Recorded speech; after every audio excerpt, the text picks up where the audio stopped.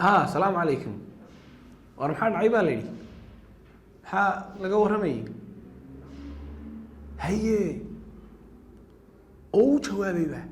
oo Facebook meel soo dhagay inuu jawaabay u burburiyay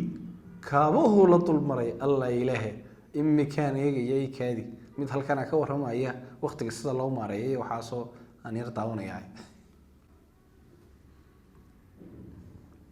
maanta waxaan ku barayaa sidii aad waqtigaaga u save karaysan lahayd ama aad u ilaashan lahayd waayahay Allah ilaahay ma ilaabo waxay ahayd waqti aad iyo aad u horeeyay waxaan jecelahay in sheekooyinkeygii iyo xusuusahaygii wax kamid aan kula wadaajiyo si wixii nuxureen kala soo baxay adigan aan ku dhadhansiiyo waqti aad u horeeyay ay ahayd macallinku waa macallin xisaabtan oo dhiga macna iftaax baa la dhahdaa dabadna wuxuu nagu yiri wuxuu naga warramay waqtigiisa looga faa'iideysto waxaanu ahaa tusaale ayuu runtii u ahaa waxa uu ka hadlay oo dadka qaar baa kugu waaninaya waxaan ayagu sameeyeen wuxuu nagu yiri dadku inta badan waqtiga kama faa'iideystaan laakiin dadku marka ardaytiin waa waqtiga si fiican uga faa'iideyso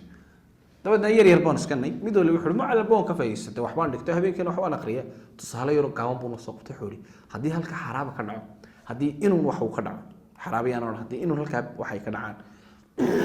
meed ku carrayso waa tagaysaa soo iska joogaysa dabadna waxa macallin wax xaraabe ma xaraaba aan lagu carrin baad aragtay waanu ku carrana waanu soo eegana waanu ka wardoonayna sida awgeed ilaa maalintaas waxa weeye kelmadii way nagu dhabeecday anigii dad badan oo ardaydii maalintaas joogtay classka sida awgeed waxaan bilaabay inaan ku dadaalo ilaalinta iyo maareynta waqtiga hadda waa ilaa waqtiga waxaan ka hadlayaa aniga oo class 7 meelaha ah ama 8 waxaan ku dadaali jiray inaan waqtiga ilaaliyo tawaasaan isleeyahay dabadeedna buug baan soo qaadan jiray buugaasi waxa weey saacada waxaan qabanay ka kalena waxaan qabanay kana wax baan qabanay marna uu hirgala marna iima hirgalo ilaa waqtiga fikradda ah ilaalinta waqtigu way dhex ku haysay ilaa iyo waqti dambe aan helay buug si fiican arinta uga hadlay buug ka waramaya qiimaha waqtigu ku leeyahay nolosha isagoo dhinacna focus ka saaraya islaamkeena iyo shariicadeena islaamka iyo dadyoogii muslimiinta hore isay waqtiga u qadaranayeen iyo reer galbeedka sida ay waqtiga u qadariyaan sida ogeed sheekada dheer markaan ka imaado waxaan kugu bari doonaa muuqaalkan isaga ah laba arrin sidii ay waqtigeyga uga faa'iideysan karaa iyo maxay baan waqtigeyga aan uga faa'iideynaya una maareynaya ومركب جوهر السوق وقت جمرها كلية وين مع الصاد إلى عشتها صدق فائدة كفائدة فائدة كوباد وفائدة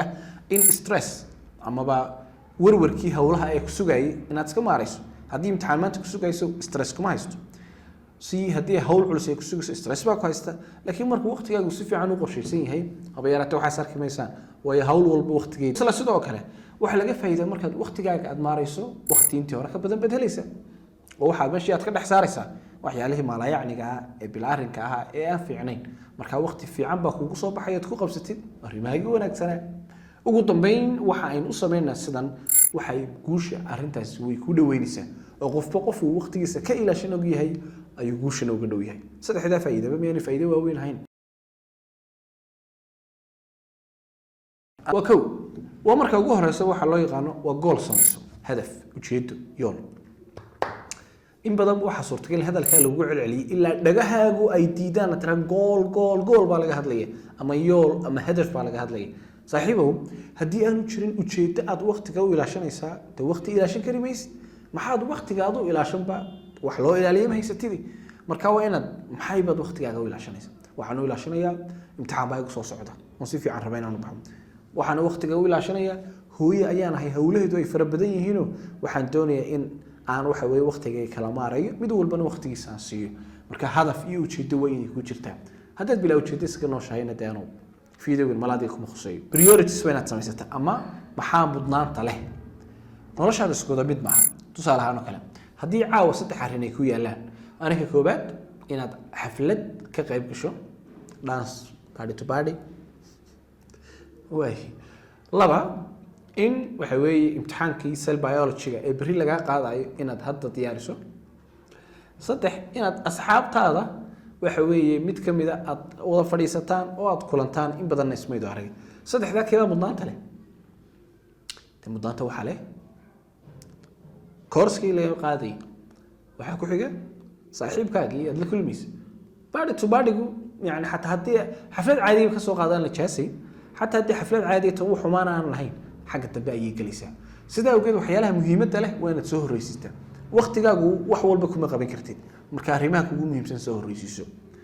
waxbarashadaada caafimaadkaaga dadyowga aad xidhiidhinaysid waxyaalaha shaqadaada waxyaalaha mudnaanta ugu horreeya leh waqtiga kuwa u badi markaad kuwa aad ka soo dharagto eed hawlahaagii muhiimka aad soo dhammaysato waxyaalihii yara liitay iska bil arrinka ahaa gadaal uga tag marka fikradda labaad waxay ku leedahay maxaa muhiim ah si aad waqtigo dhan aad u siiso maxay baan muhiim ahayn si aad u dambaysiiso ood gadaal aad uga dhigto amaba aanad u qabanba farsamada saddexaad waxaa loo yaqaan scheduling ama jadwalayn amaba qaabaynta jadwalka weeye waa in jadwal aad samaysato 8 ilaa 10 waxaan tegayaa tusaalahaan oo kale shaqo hiblaayo ama waxaan tegayaa jaamacadda 11 ilaa 6 waxaan tegayaa tusaalahaan oo kale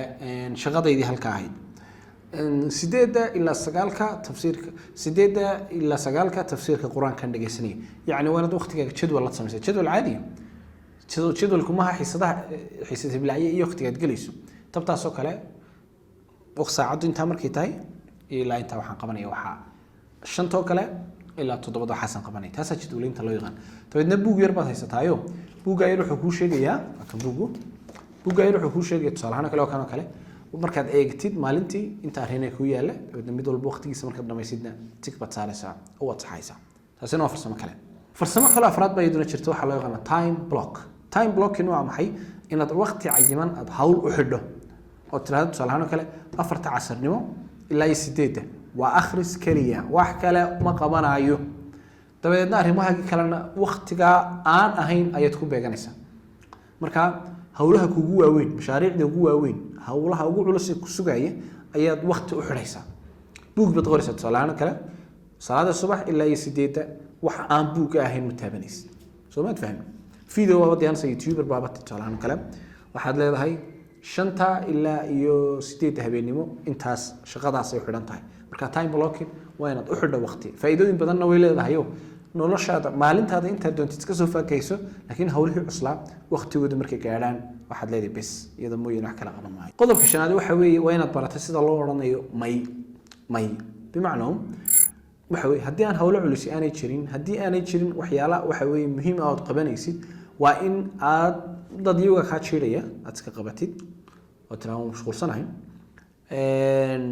haddii baraha bulshada aad isticmaashado kale waa inaad mobilkaaga may aad ku tiraahdo may wariya hawla yaala oo iska dhigtid